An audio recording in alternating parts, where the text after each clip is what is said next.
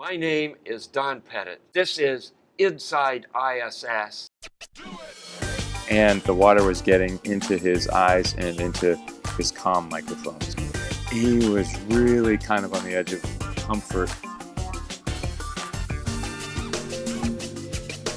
So you've got 6 EVAs under your belt now. You did 3. That's hard for me to believe too. I just feel like it wasn't too long ago when you and I were learning how to do it from Dave Wolf, and then that was interesting for me to have Luca arrive, and he'd never done a spacewalk before. And now here I'm the guy that had to show him the airlock and show him the ropes of a spacewalk. And you know, when you and I did the emergent one, I mean, we both have the same experience, and we both kind of knew what to do in the airlock, and it was really neat for me to see the twinkle in the eye of a person that had never experienced it before as I was helping Luca get prepared for those spacewalks. Take us through just real quick what happened with Luca and the helmet from your standpoint. Right. So we got outside, we started our spacewalk, and both of us had jobs kind of on the Node 3 Z1 area, the opposite side of the space station from the airlock, but about the same distance,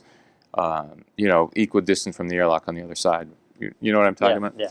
And so about 30, 40 feet away. Not very far, maybe 20 yards, 40, 30 yards or something from their hatch. But a lot of stuff between you and there. Yeah, and because of the way our subsequent tasks were going to be, our routing of our tethers were, he went around the back side and I went around to the front side of Z1. I was actually the front side of the truss.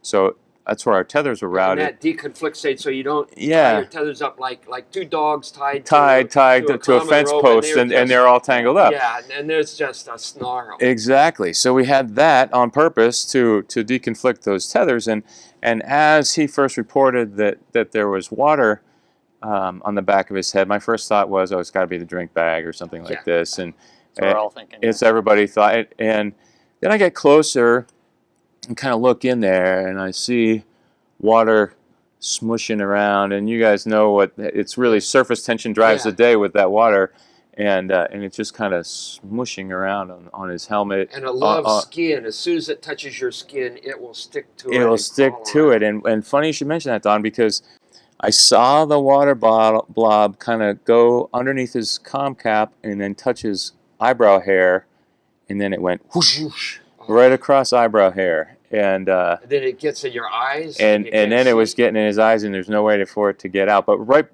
that happened right as he started to go away from me. And, you know, we say in the military, problems always happen at night at the fold of a map on 4 grid square intersections. You know, that's when the problem happens. Yeah. And that was kind of the case here because our tethers were routed separately, as we previously talked about. The sun just set as it was time for him to go back, and the water was getting into his eyes and into his comm microphones. Is that when you knew we got to call it? I right before that I knew, because I could see it was not normal, and I remember I was right at the corner of Node 3 and Node 1 there, looking aft, and I remember seeing his body turn the corner to go, you know, aft of Z1 towards the airlock, and thinking to myself, why am I not with him right now? Why am I right here? Why I should be with my buddy?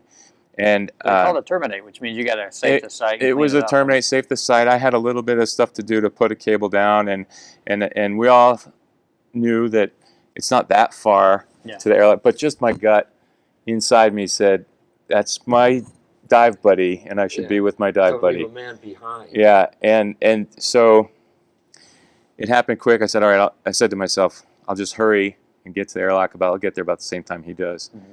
And I had a bag to get and some other things, and he got there slightly before I did, and I could tell in a voice call that he made that he was really kind of on the edge of comfort level, and it was time to hurry up and get the hatch closed. No, I thought it was kind of neat. Once you're both inside the airlock, you're able to communicate with each other just by squeezing.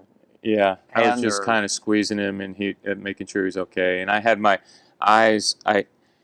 You know how the airlock is. If you don't do anything, you're just looking at the hatch, or if you're the other guy, you're just Right. looking at the panel. Right.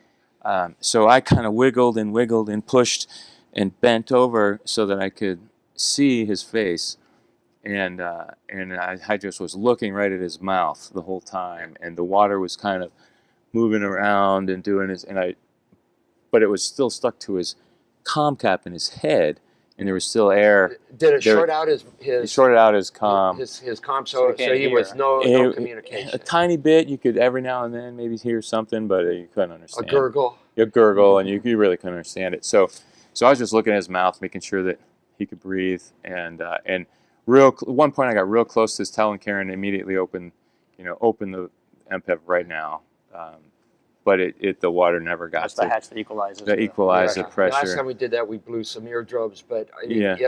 if you need to depress quickly, you need to depress quickly. Yeah. So that was probably for me the most Repress. edgy part was repress, because that's when I Yeah. could see that it was a bad thing getting badder, and so to speak, and you know what I mean.